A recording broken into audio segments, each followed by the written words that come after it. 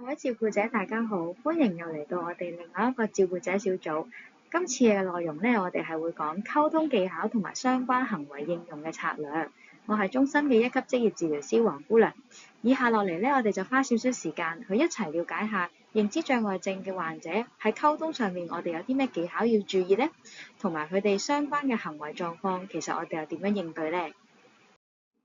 咁事不宜遲，歡迎咁多位，我哋即刻開始今日嘅主題啦。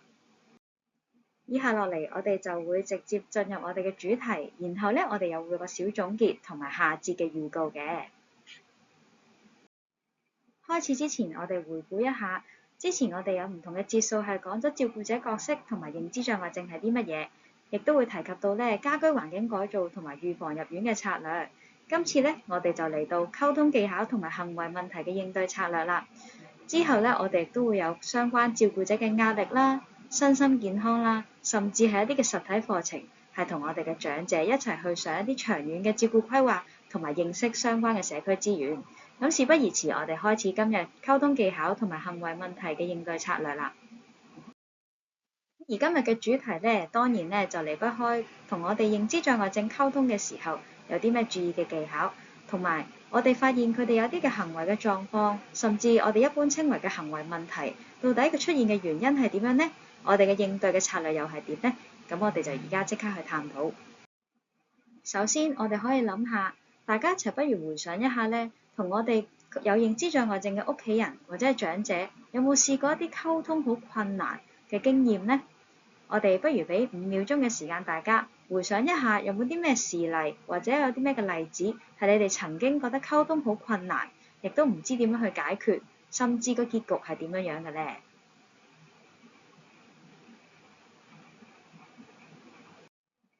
好啦，大家呢都已經回想咗一下以前喺同屋企人出現溝通困難嘅情況，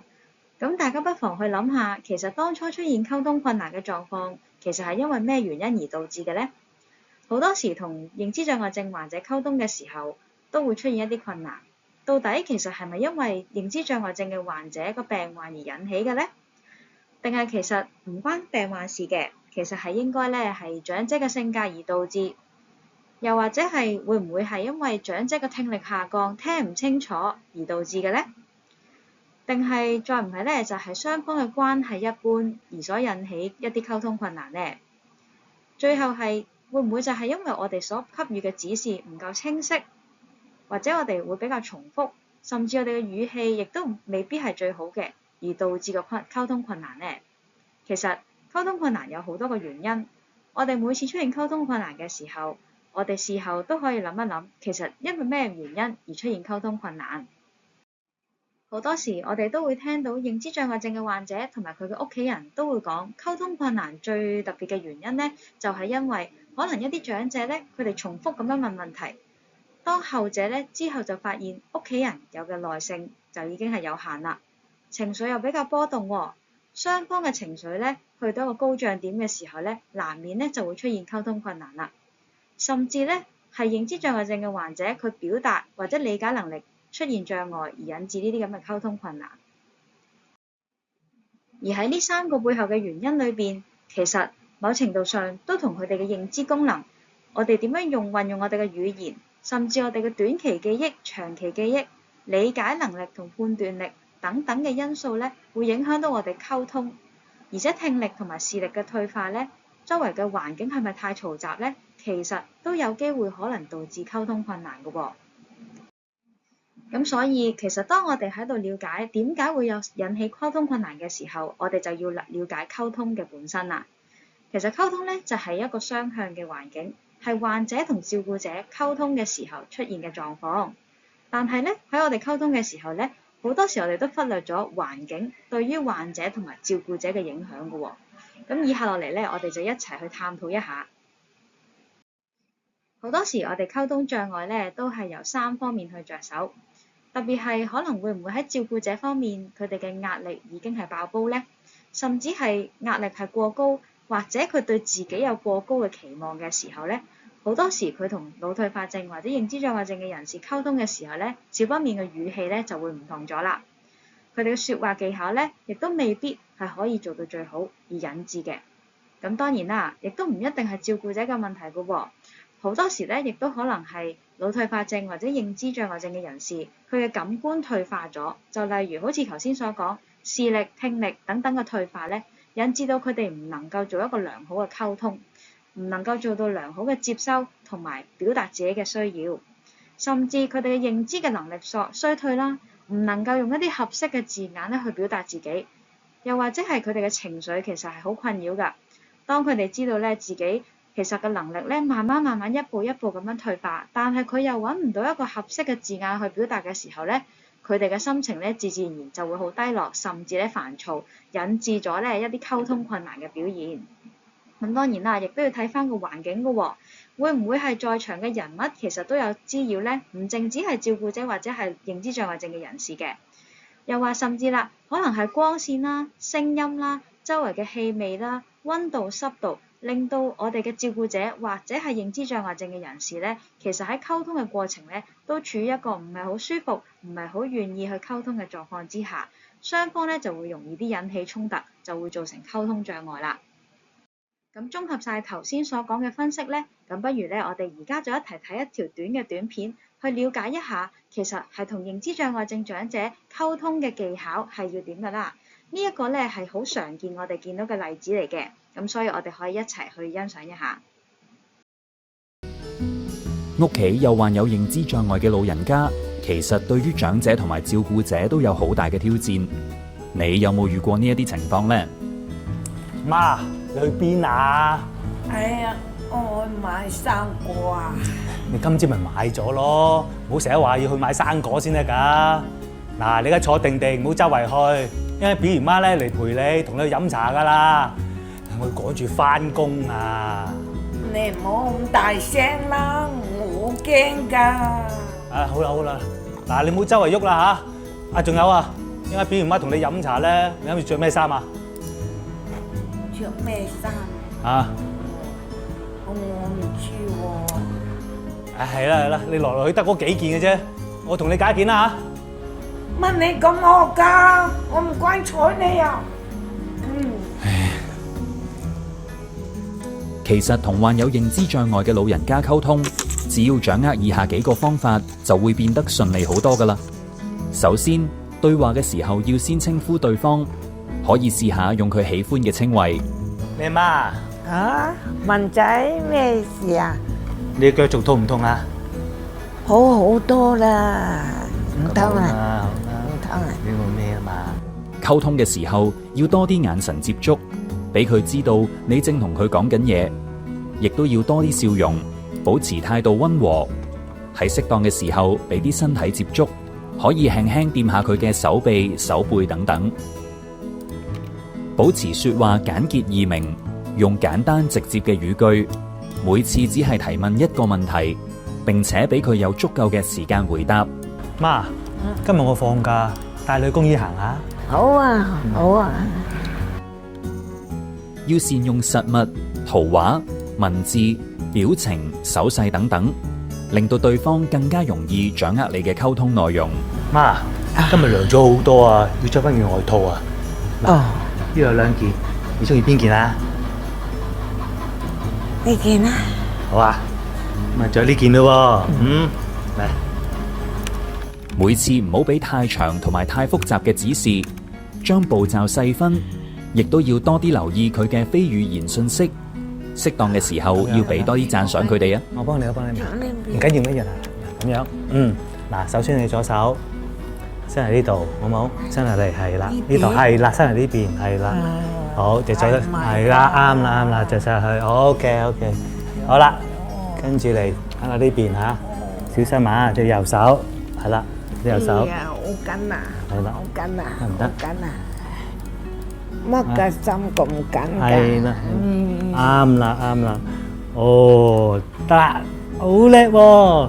今日着得好快手啊！啊，係啦，係就係咁啦。最後記得唔好當面批評，又或者指出佢哋嘅錯處，亦都要避免同佢哋爭論啦。哎呀，死咯！我個銀包仔呢？我唔見咗啊！我袋咗喺度㗎。笨咗，唔知哦，梗係個工人姐姐偷咗我嘅，見咁鬼靚，唔會啊！如果唔係點會唔見啊？個銀包你好中意嘅喎，梗係。咁我幫你揾下嚇。好靚㗎，紅色㗎。放心。嗯。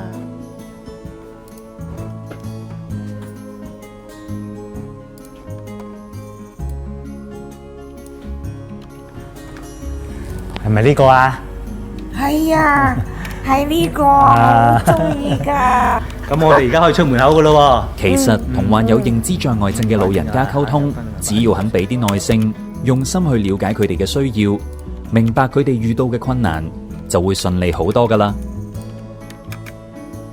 好，咁大家咧睇完以上嘅影片之後，會唔會有啲同感呢？會唔會有啲例子情況，其實同你哋嘅生活上面同屋企人溝通嘅時候，都會出現呢啲困難呢？咁所以總括嚟講啦，其實咧，我哋咧照顧者咧，真係要保持一個持續嘗試同埋改進溝通嘅方式嘅心態㗎。我知道咧，呢個當然咧係唔容易啦。當照顧者嘅壓力係好大嘅時候咧，少不免咧，我哋都會有情緒。咁所以咧，除咗今次呢一個節數之外咧，之後落嚟咧，我哋有同事咧都會同大家分享下，其實點樣可以適當咧去關顧自己嘅壓力指數咧，先至尤其係重要㗎。咁同時間咧，照顧者亦都要學習一啲照顧技巧啦。其實咧，我哋要接受咧親人喺有認知障礙症嘅轉變咧，一啲都唔容易㗎。因為咧，我哋望住我哋嘅親人，其實就係以前好細心、好努力咁樣照顧我哋屋企人，去到而家嘅階段咧，佢哋就成為咧以前我哋被照顧嘅對象啦。就等同於咧，其實佢哋本身由一個成年人變翻做一個小朋友，甚至咧係等於一個嬰幼兒。咁所以咧，我哋要抱住呢個心態嘅就係每個人都會老嘅，係啦。我哋其實細個嘅時候咧，都必經呢啲嘅階段。喺我哋嘅屋企人咧，喺我哋成年人嘅時候咧，佢哋都會好耐性咧去照顧我哋喺嬰幼兒嘅時候。同相反啦，而家咧到佢變為認知障礙咧，其實就等同於翻去嗰個階段。咁所以咧，我哋要學識變通喎，多啲利用咧其他非語言嘅溝通方法，例如咧多啲身體接觸啦，説話嘅語氣咧亦都要溫和啲，同埋咧大家咧都要互相咧分享一啲經驗。如果真係遇到有啲咩難題咧，歡迎咧嚟揾我哋嘅中心嘅職員啦，係啦，一啲嘅專職嘅同事啦，去分享一啲意見。咁同時啦，亦都咧要尊重我哋嘅認知障礙症嘅患者嘅自尊啦。雖然咧佢哋咧嘅心智或者係佢哋嘅認知能力咧已經退化，咁但係咧我哋都要咧緊記住咧，其實佢哋都係有成年人嘅身份㗎。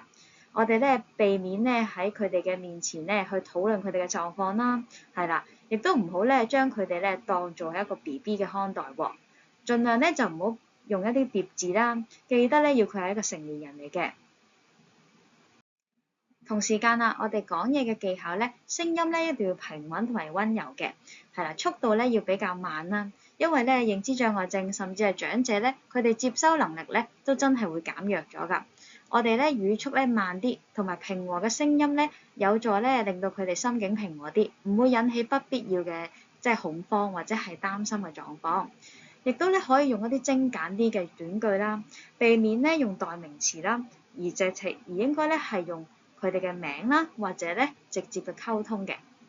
咁專注咧都係要喺情感嘅表達啦，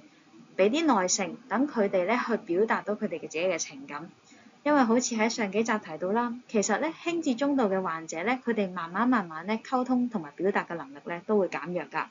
如果我哋都唔希望咧，我哋嘅屋企人咧去喪失咗呢一個表達嘅能力咧，我哋咧盡量咧喺溝通嘅技巧嘅時候咧，都多啲俾佢發表佢自己嘅意見。即使可能咧發表嘅時候咧個結果係未如理想，但我哋咧都可以用提示嘅方式啦，係啦，等佢咧慢慢去表達嘅。咁當然啦，合適嘅環境係非常之重要㗎。我哋咧要保持眼神接觸啦，甚至咧係可以咧保持成個環境寧靜，咁先至咧會做到有效嘅溝通㗎。此外，喺我哋嘅影片裏邊亦都提到，除咗我哋嘅環境啦、聲線咧係可以做準備之外咧，其實咧物品嘅提示咧亦都係非常之重要嘅喎。對於我哋溝通，就例如好似而家圖片所見到啦，我哋咧譬如如果有想我哋嘅長者去做到某一啲嘅事情，或者日常生活嘅東西咧，我哋都可以用圖畫啦同文字嘅標籤去標籤我哋嘅物品啦。咁當然啦，呢個就要視乎咧長者本身嘅教育程度而言啦。就例如啦，一個長者佢本身冇受過教育，佢嘅中文字或者係一啲文字嘅標籤嘅記認咧，佢哋係有限嘅。咁但係咧，可能對於圖畫嘅認識咧又會不錯喎。咁所以咧，我哋可能咧就有機會用圖畫啦。咁如果唔係嘅，長者佢哋而家現有嘅能力其實都能夠閱讀文字嘅，咁我哋咧亦都要可以做一啲嘅標籤咧，係一啲文字嘅標籤喺唔同嘅日常生活用品嗰度。咁而且咧，我哋儲物嘅空間咧，盡量咧係透明啦，同埋開放式嘅。咁等佢哋咧，其實係運用咗一個視覺嘅提示，去令到佢哋咧可以更加之快啦，可以去揾到佢哋想要嘅用品。咁此外啦，我哋嘅爐具咧，最好咧都改為做一個保險熄火嘅電磁爐。有見及此咧，係因為咧，我哋都知道認知障礙症嘅患者其實佢哋嘅短期記憶咧，往往都會受到影響。咁如果我哋咧可以運用到呢一啲嘅智能嘅家居啦，或者呢啲嘅電子產品咧，其實係有助咧佢哋可以促進到自己獨立咁樣生活㗎。而比較常見嘅咧，亦都係認知障礙症嘅患者咧，佢哋嘅視覺空間啦同埋方向感都會減弱。咁所以咧，其實可以喺唔同嘅屋企嘅位置啦，都有清晰圖文並茂嘅標示，就好似咧呢一個圖片咁樣。洗手間嘅位置咧，我哋會貼上一個大字嘅字句啦，同埋一啲嘅圖畫啦，去表明呢一個係洗手間嘅位置。咁同時間啦，洗頭水、沐浴露同埋護髮素等等或者洗手嘅簡易咧，都係可以用呢啲嘅標示嘅噃。因為咧，可能咧有啲照顧者就會同我哋分享，其實佢都用咗好多年嗰隻嘅沐浴露㗎啦，或者洗頭水，點解佢哋而家咧又唔知道點樣用嘅喎？又或者係會觀察到佢哋入咗個洗手間沖完涼，但係咧其實就完全冇用過洗頭水或者沐浴露。其實咧唔係因為咧佢哋咧係用咗好多年，而個重點就係咧佢哋認知障礙咧，令到佢哋退化，唔能夠辨認到嗰一支或者嗰個樣貌嘅嘢咧，已經係一個等於洗頭水或者等於沐浴露。咁所以咧，我哋咧就要改善咗呢一個環境咧，令到佢咧喺係一啲簡約啲嘅視覺提示或者文字提示嘅底下咧，佢都可以辨認到呢啲咁樣嘅工具，然之後咧就可以繼而咧做到一啲日常生活自理嘅工作啦。此外啦，我哋咧亦都要提到，同認知障礙症患者咧溝通咧，最重要亦都係簡化一啲複雜嘅問題，係啦，可以咧俾一啲明確嘅是非題喎，盡量咧就唔好俾一啲開放式嘅問題，例如啦，可能會問佢你想食乜嘢生果，係啦，呢一個咧都係比較開放性嘅問題，佢哋咧未必咧會揾到一個詞彙去適合咧咁樣去做出一啲回應，咁反而啦，將佢變為一啲是非題啦。好似呢度所寫，就係你食蘋果定係橙啊？咁樣嘅時候咧，就會令到佢哋會有二選一嘅情況，簡化咗個指令咧，令到咧佢哋咧更加之容易咧去表達到自己嘅需要。咁同時間啦，亦都要幫佢哋咧揾一啲適合嘅字句啦。可能咧，譬如佢想表達一啲嘅事情咧，未必咧係會揾到啱嘅字句嘅。咁可能咧，我哋咧亦都會可以提供1至2個嘅詞語咧，俾佢揀，去幫佢哋表達一件事情嘅完整性啦，甚至係佢哋嘅心情。而第7、第8點咧，亦都係最重要㗎，就係避免言語嘅衝突啦。好多時咧，我哋咧係好急於咧去糾正返一啲認知障礙症患者佢哋嘅言語啦，或者佢哋認為一啲唔係存在嘅事物嘅。就例如好似影片方面啦，嗰個婆婆其實咧佢就一口咬定咧佢嘅銀包咧就係俾工人去攞咗，或者工人去偷咗。咁好多時咧，我哋身為屋企人咧就會想糾正，就話啊，其實唔係工人姐姐偷咗你㗎，可能係你自己擺咗去第二個地方。好多時咧，呢一個情況咧，認知障礙症嘅患者咧就會覺得不被認同啦，因為佢哋相信嘅事物咧，其實佢哋心裏邊係覺得確實存在。咁但係咧，屋企人又明白其實呢一樣嘢咧唔係存在嘅喎，於是咧佢哋嘅衝突就會有好多啦。咁反而啦，既然我哋係如果照顧者係知道其實認知障礙症嘅患者佢哋有呢一個咁樣嘅觀念咧，其實係源自於佢哋對於嗰樣物品唔見咗嘅不安感。咁所以咧，要令到咧佢可以更加之可以安全或者更加之冷靜咁樣可以喺呢個空間嗰度生活咧，咁其實我哋盡量咧就避免有衝突同埋唔耐煩啦，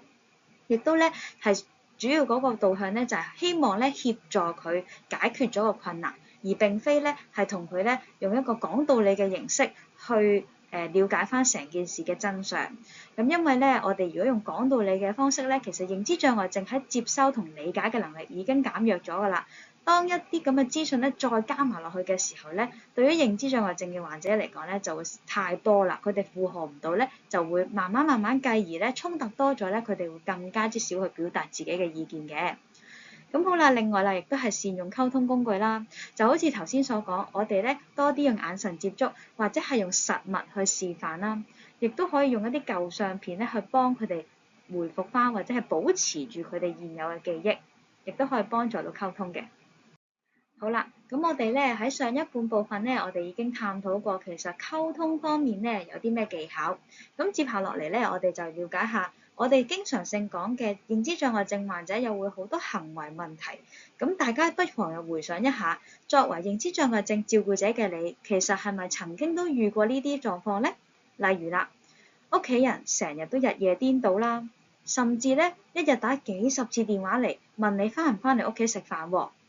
又或者咧，一唔見咗嘢咧，佢嘅不安感就隨之而發生，就話一定係俾某一個屋企人偷咗㗎啦。大家回想下，係唔係你哋都曾經有呢啲咁嘅事發生過咧？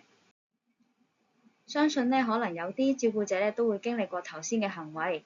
咁其實我哋要了解下，到底咧呢一啲嘅行為其實係講緊啲乜嘢咧？喺醫學嘅角度嚟講，其實咧呢啲叫做行為精神嘅症狀，當中咧就係喺熒光幕顯示藍色顯示嘅位置啦。包括佢哋會周圍去徘徊啦，甚至有啲妄想嘅情況啦，或甚至咧係有啲幻覺嘅出現。佢哋咧亦都會因為幻覺啦或者妄想咧而出現一啲嘅暴力嘅行為㗎噃。佢哋咧可能亦都會有啲瞻望嘅情況啦、抑鬱嘅情況啦，甚至咧性格嘅變化，又或者啲唔衞生嘅行為。其實咧所有嘅變化咧，其實咧都係會好容易喺認知障礙症裏邊出現嘅。咁而當初咧最核心嘅咧喺初期嘅咧，我哋都會有啲記憶力、理解能力、判斷力、執行力同埋掌握狀況嘅能力咧係減弱咗，而引致到去到中期嘅時候咧，好多時我哋嘅認知障礙症長者咧就會出現呢一啲嘅行為精神症狀啦。而當中我哋咧亦都要了解喎，其實咧呢一啲嘅行為精神症狀咧，其實唔係淨係佢病患個人嘅因素而引起㗎，有時好多時候係環境因素咧都會有影響㗎喎。咁而剛才講到嘅行為精神症狀嘅時候，大家照顧者都會諗起，所有嘅行為咧都真係好滋擾㗎。咁但係我哋試想像一下，如果我哋代翻入去，如果係一個小朋友一直喺度喊，亦都有啲嘅難搞行為，可能咧有啲小朋友咧一嬲咧唔識表達咧就會喐手㗎咯噃，又或者咧隨便掉嘢啦、破壞啦、唔合作啦、唔肯咧去跟你嘅指示去做啦，甚至咧有逃避、尖叫或者鬧脾氣嘅情況。大家諗下，如果我哋對住一個小朋友或者一個 BB， 佢哋有啲咁樣嘅難搞嘅行為嘅時候，大家第一個觀感係會覺得點樣呢？好多時我哋都會覺得小朋友仲細，我哋咧都會有更加多嘅耐性，希望咧去糾正翻佢。佢哋咧唔開心啊，會喊啊，甚至係初生嘅 BB， 佢哋不停咁樣喊，唔肯瞓覺咧，一定有原因。我哋做家長嘅，亦都可能咧就會不停咁樣試唔同嘅方法去諗下嗰個 BB 其實係咪肚餓啊？其實係咪咧佢去咗廁所啊？其實咧係咪定係佢肚痛啊、唔舒服啊，定係發燒？我哋會諗盡辦法咧去令到咧佢個行為出現咧，其實係有原因㗎。咁但係調翻轉頭，如果我哋其實套翻落去認知障礙症嘅行為精神症狀，其實大家對比一下，係唔係其實都係同樣嘅道理呢？小朋友佢嬲嘅時候唔識得表達就會喐手，或者佢哋尖叫鬧脾氣，其實同我哋認知障礙症行為精神症狀裏邊有啲暴力嘅行為，或者係有啲嘅徘徊嘅問題，好不安嘅人格，好不安嘅狀況啦，甚至係一啲嘅性格嘅改變，其實係大同小異嘅啫噃。咁而大家亦都可以值得反思一下，點解我哋對住一個小朋友，甚至一個 BB 嘅時候，我哋會有一啲嘅耐性，我哋會希望可以咧揾到一啲方法去幫佢，去令到減低佢嘅行為。但係調翻轉頭，點解往往有啲即係認知障礙症嘅患者，佢哋有呢啲咁嘅精神行為狀況嘅時候咧，我哋就會第一下咧就會唔少嘅照顧者都會有一種感覺就係，其實我哋嘅屋企人係唔係故意去做嘅咧？咁講真啦，佢哋真係唔係故意㗎。就好似當頭先所講，其實佢哋有呢啲行為精神症狀，其實係源於佢哋嘅認知啦、理解能力啦、判斷能力等等咧係退化咗，而引致到佢有呢啲咁嘅行為。咁所以點解剛才咧會提到小朋友有呢啲咁嘅行為，同我哋認知障礙症、行為精神症狀嘅時候咧，係有一個咁嘅對比，其實就係想帶出所有嘅行為嘅背後咧，喺認知障礙症患者嚟講咧，其實係一個疾病嘅副產品嚟㗎。其實咧，亦都等同於所有嘅行為嘅背後咧，其實係一種警號。佢哋係需要溝通，同埋佢哋咧係有啲需要係想表達，而所以先至會有一啲嘅行為嘅症狀出現。而當中點解會有呢啲嘅行為精神症狀出現呢？其實咧最主要有呢四個方向㗎。咁首先啦係生理因素啦，因為我哋都知道其實認知障礙症嘅患者咧，佢哋大腦嘅功能係受損㗎。就好似之前我哋認識到喺最常見嘅阿茲海默氏型嘅認知障礙症嘅患者裏邊咧，其實佢哋係大腦裏邊嘅海馬體有一啲唔尋常嘅蛋白質積聚。咁呢啲嘅大腦功能受損咧，其實咧會令到佢哋嘅認知功能退化啦，時地人事嘅認知咧佢哋會減少，令到咧佢哋會更加之迷茫。對於而家係身處喺邊一個地方、乜嘢嘅時間、乜嘢嘅空間咧，佢哋唔係好清楚，而引致佢哋嘅不安嘅情緒。咁第二啦就係溝通受阻咯，因為佢哋嘅表達同埋接收信息嘅時候出現困難啦，導致咧佢哋嘅忙亂同埋煩躁嘅情緒咧都會繼而上升。咁同時間啦，就係因為咧第三個就係心理因素啦，受住壓力喺嗰啲精神即係認知障礙症嘅患者咧，其實佢哋亦都要承受住接受自己做唔到以前做嘅嘢咧，而感到有壓力㗎。咁佢咧亦都會覺得沮喪啦，甚至係會退縮。而另外一個因素咧就係環境因素啦，有機會咧就可能係環境咧對於嗰個認知障礙症患者嚟講咧，其實係好刺激，太過噪音或者係咧過大嘅空間咧，或者一啲顏色嘅色調咧，令到佢產生好多嘅不安感。種種嘅因素而言咧，就會令到咧認知障礙症嘅患者咧，佢哋有不安嘅情緒啦，繼而咧就會出現咧剛才提及嘅一啲嘅行為精神症狀啦。咁而當我哋咧見到我哋嘅認知障礙症患者有啲嘅行為精神症狀嘅時候咧，其實咧我哋都一定要去處理佢。咁但係咧，我哋可以點樣處理會好啲咧？咁就同大家去介紹咧呢一個嘅處理方法啦，就係 ABC。首先啊，我哋其實咧係好需要了解咧 A 前因嘅。我哋要了解一下嗰個行為精神症狀背後觸發嘅行為係因為咩原因，包括咧係時地人同埋空間嘅喎，係啦。亦都要咧了解一下佢嘅情緒同埋當時咧發生緊一啲咩嘅活動。咁第二啦，就係要了解下當呢個行為症狀出現嘅時候，其實嗰個行為係乜嘢嘅行為咧？要記錄咧佢嘅種類啦，佢出現嘅次數嘅頻密時間啦，同埋維持咗幾耐嘅喎。咁最後啦，我哋都要了解下，如果當佢哋出現一個行為嘅時候，其實觸發咗啲乜嘢嘅事件咧？例如啦，佢自己本身嘅反應啦，甚至係照顧者嘅反應，或者咧周圍環境有啲乜嘢嘅後果係帶咗出嚟嘅。好，咁而家咧就等我哋一齊嚟睇下呢個第一個嘅例子啦。咁其實例子咧裏邊就講話媽媽咧其實有認知障礙症嘅。咁平日咧晏晝咧工人姐姐都會陪媽媽咧去公園嗰度行，去一齊行下。咁但係近來咧開始嗰啲症狀咧都會嚴重咗啦，開始有日夜顛倒嘅狀況啦，而且咧喺工人姐姐放假嘅日子咧係特別嚴重嘅喎。咁例如啦，喺工人姐姐放假嘅日子咧，其實咧仔仔都陪唔到媽咪嘅，咁唯有咧就請出邊嘅陪診員咧去睇住媽媽啦。咁但係咧就冇帶媽咪咧去即係行街，因為始終都唔熟悉媽媽嗰個嘅性格啦。而喺當日嘅晚上咧，咁媽咪咧就反而咧就會喺凌晨嘅時間裏邊咧喺家中度遊走喎，更加咧會咧開咗唔同嘅櫃桶裏邊咧拎出一啲利器咧喺空中嗰度揮舞啦。咁因此咧，其實個仔咧都其實好擔心媽媽嘅，好擔心咧佢因為咁而受傷啦，亦都係咧因為咧媽媽日夜顛倒嘅狀況咧，令到佢凌晨冇覺好瞓啦，去飽受困擾㗎。咁其實大家咧就可以用下呢一個例子咧去分析一下，到底 A 前因、B 行為同 C 後果喺呢一個例子裏邊其實係啲咩咧？咁喺剛才例子一裏邊咧，大家應該咧都做咗少少分析啦。咁等我而家開估啦。咁其實喺第一個例子裏邊咧乜嘢先至係嗰個前因或者導火線嘅呢？其實咧就係鑑於工人放假啦，咁媽媽咧亦都喺平時咧有出去公園行，但係因為工人姐姐放假咧，即使有陪診員咧都冇出過公園度行下咧，基本上咧佢嘅能量咧就一直都冇被釋放啦，而搞到咧成個晏晝咧都喺度瞓緊覺，咁所以咧導致咧我哋嘅 B 嘅行為咧就係喺夜晚嘅時候咧喺屋企裏邊咧周圍咁遊走啦。咁而遊走嘅結果嘅期間咧，喺 C 嗰度咧，就係當佢遊走嘅時候，佢夜晚咧就會喺唔同屋企嘅櫃桶裏邊咧揾一啲物品啦，甚至揾到呢啲利器啦，例如鉸剪啦嚟玩啦，咁好容易發生意外咧，令到阿仔咧都唔可以好好咁樣瞓覺。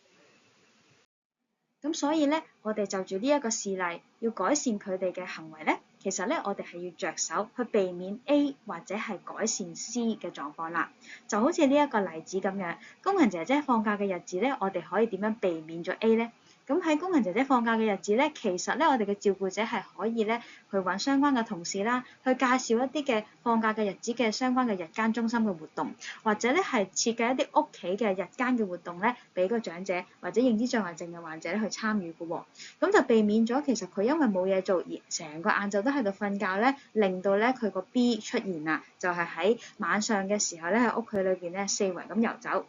咁又話甚至啦，我哋如果真係唔能夠去提供一啲活動俾家中嘅長者咧，其實咧喺 C 嗰方面亦都可以着手。就例如啦，將一啲利器啦、鉸剪啦收喺一啲患者揾唔到嘅地方。咁即使咧佢夜晚真係四圍走，但係咧都係可以喺一個安全嘅環境底下咧，去自己去四圍走動。咁屋企人咧亦都唔會因為咁而過分擔心。咁探討咗例子1啦，我哋而家咧就睇下例子2咯，又一齊分析一下呢一個例子嘅前因、行為同後果裏邊 A、B、C 到底係乜嘢啦？好，呢一個例子咧就係講爸爸咧就有認知障礙症嘅。以前咧爸爸咧其實因為咧驚咧沖涼嘅時候凍親啊，咁所以每逢冬天咧都會減少咧沖涼嘅意欲嘅喎。喺佢未有事之前咧已經有呢個習慣㗎啦。咁近來咧當佢有咗認知障礙症之後咧，天氣轉涼啦。爸爸咧對沖涼咧都比較抗拒喎，經常性咧就要阿女咧多次勸告咧先至會沖涼，咁而爸爸咧係最聽阿女話㗎。咁但係咧咁啱咧近排咧阿女咧就要離開香港去咗旅行喎，咁同住咧就剩翻爸爸同媽媽啦。咁媽媽咧就勸告爸爸啦，一定要去沖涼啦，但係點知咧就俾人拒絕喎。咁媽媽咧冇辦法之下咧就好大聲咁呼喝爸爸去沖涼。結果咧，爸爸咧情緒咧反而由開頭嘅不滿咧變得更為激動，將媽媽推開咗咧，令到媽媽咧跌親並撞到個腰嘅。咁之後咧，爸爸同媽媽嘅關係咧都變得十分緊張啦，更加之難咧喺媽媽嘅勸誡之下咧，令到爸爸可以順利咁樣去沖涼。咁就住剛才講嘅例子2啦，咁相信大家咧都好容易去分析得到佢嘅 A 前因、B 行為同 C結果係乜嘢啦？好，我哋咧一齊睇下啦。例子2裏邊，佢哋嘅前因當然就係顧名思義咧，就係爸爸咧其實喺未患病之前咧，其實一天氣轉冷咧，都已經唔係好想去沖涼，因為佢驚凍親啊嘛。咁於是咧就觸發到咧佢喺認知障礙症之後啦，就會有以下呢一個行為，就係佢唔願意去沖涼啦，喺冬天嘅時候。咁而當我哋咧有呢個行為嘅時候，屋企嘅人咧對呢個行為所產生嘅一啲嘅結果咧，就係屋企人咧會更加呼喝爸爸去沖涼啦。咁但係咧爸爸咧就更加抗拒喎，咁於是咧就令到雙方嘅關係變得更加緊張㗎啦。咁所以點樣可以改善到有一個認知障礙症嘅患者佢唔肯沖涼嘅呢一個問題嘅行為咧？咁其實咧就可以咧避免 A 或者係改善 C 啦。我哋咧當然咧就要不停咁樣嘗試啦，可能咧係會唔會係探討下當時喺嗰個認知障礙症嘅患者，佢以前唔係好享受沖涼嘅時候係咩原因咧？到底係環境嘅原因啦，定係佢本身唔中意呢一個繁複嘅步驟啊等等。咁所以咧，我哋不妨咧係可以試下，譬如喺冬天嘅時候咧，開咗個暖爐，令到浴室變暖，等佢咧唔會喺一個好凍嘅環境嗰度咧去沖涼噶，令到咧沖涼嘅環境變得更加舒適。咁甚至咧，如果長者係中意嘅話咧，可以考慮使用香薰啦，去減低佢不安嘅情緒，而減低嗰個導火線㗎。咁同時間啦，如果 A 係唔能夠進行嘅時候，同時間咧，我哋亦都希望咧可以改善 C 嘅喎，就係啦，當我哋咧勸喻一個長者去沖涼嘅時候，要佢抗拒喎，咁當然咧，我哋咧就真係避免正面嘅衝突啦。我哋係嘗試咧用溫柔啲嘅聲線咧去鼓勵佢沖涼，或者咧係轉移佢嘅視線，轉移佢嘅注意力，等佢唔記得咗，再用其他嘅方法咧吸引佢去沖涼嘅，就唔好咧當刻咧想希望咧佢沖涼嘅時候咧就不斷不定咁樣去勸喻佢，或者咧係呼喝佢，咁令到佢咧減低佢嘅不安情緒。喺佢心情好嘅時候咧，就自然咧就會更加合作㗎啦。咁當然啦，都知道好多照顧者聽到呢一度嘅時候都會話啊，其實姑娘唔係想像中咁簡單㗎。我哋都明白嘅。咁所以咧，其實咧，包括咧多疑啦，或者係咧不停有幻覺啊，拒絕沖涼呢一啲嘅事件咧，其實好常見喺認知障礙症嘅患者度發生。咁樣咧喺我哋理論層面咧，我哋係剛才都探索到啦。咁喺啲活嘅例子嗰度咧，就係以上喺個畫面上面睇到，其實賽馬會耆智園咧喺以前咧都會拍攝咗一啲嘅行為問題嘅處理方法嘅一啲影片，當中呢啲影片咧係好深入咁樣分析咗，其實咧我哋可以點樣咧一步一步咁樣去解決呢啲嘅行為㗎。咁所以咧，如果有需要嘅照顧者咧，其實不妨咧可以喺一啲嘅即係媒體啊或者 YouTube 嘅 channel 嗰度咧去搜尋一下賽馬會耆智園，用一啲嘅字眼，譬如用翻以上嘅例子啦，就係如何處理腦退化症患者行為問題個案一多疑。當你咧輸入咗呢啲嘅字眼嘅時候咧，就會可以揾到咧右邊視頻影嗰個屏幕右邊嘅一系列嘅影片㗎啦。咁咧因為呢度嘅時間有限啦，咁所以我哋就唔會逐一喺度播放啦。咁如果大家有需要嘅話，或者甚至大家希望睇到啲影片咧，都不妨自己可以去搜尋一下。如果真係搜尋唔到咧，亦都可以主動 WhatsApp 我哋聯絡我哋咧，咁我哋咧可以咧提供翻相關嘅連結咧，去俾大家做咗一個參考嘅。咁總括嚟講啦，處理行為問題咧，其實咧唔係一次性就真係可以㗎。每個人咧其實都係一個特別嘅個體，我哋要記住咧，冇一個方法咧係試第一次咧就即刻會應驗，或者一試萬靈嘅方法㗎。